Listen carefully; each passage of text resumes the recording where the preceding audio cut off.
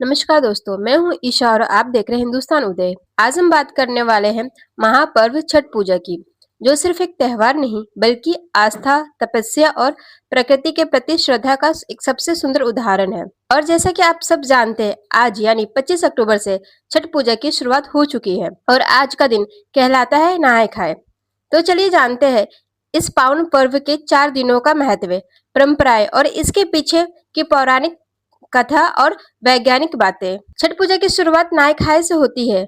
इस दिन व्रती यानी जो महिलाएं छठ का व्रत रखती है, वो सूर्य भगवान की उपासना से पहले अपने शरीर को और मन को शुद्धि करती है। सुबह गंगा या किसी पवित्र नदी में स्नान करने के बाद वे घर में सात्विक भोजन बनाती है, खास तौर पर लौकी, चावल और चना दाल का प्रसाद। इसे खाने से व्रती का शरीर अगले दिनों के कठिन व्रत के लिए तैयार होता है। यानी ये दिन होता है शुद्धता और शुरुआत का प्रतीक। तो आइए अब बात करते हैं दूसरे दिन की, जो कि कहलाता है खरना।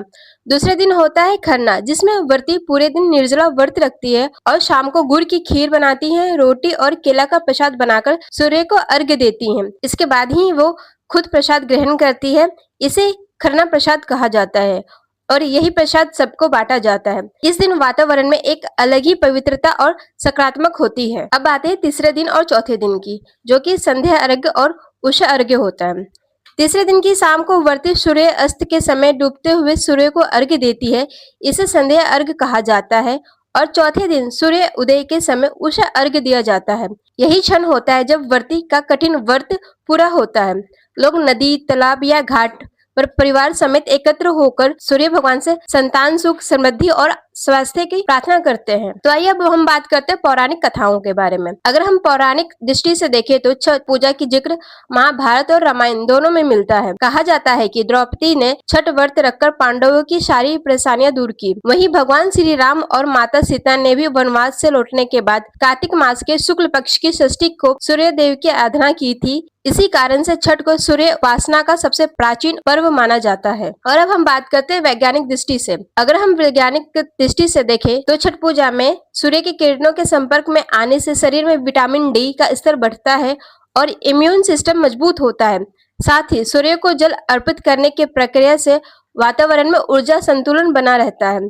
यानी इस पर्व में धार्मिक आस्था के साथ साथ प्राकृतिक और स्वास्थ्य का अद्भुत संगम भी है। तो दोस्तों, छठ पूजा सिर्फ एक व्रत नहीं बल्कि धैर्य, आस्था और प्रकृति के प्रति कृतज्ञता का महापर्व है। अगर आप भी इस पूजा में शामिल हो रहे हो तो दिल से श्रद्धा के साथ सूर्य भगवान को प्रणाम कीजिए। आपको और आपके परिवार को छठ पूजा की हार्दिक शुभकामनाएं। मैं हूँ ईशा और आप देख रहे हैं हिंदुस्तान उदय। ऐसे ही धार्मिक, संस्कृति और प्रेरणादायक वीडियो के लिए चैनल को लाइक, शेयर और सब्सक्राइब करना ना भूले। जय छठी मैया।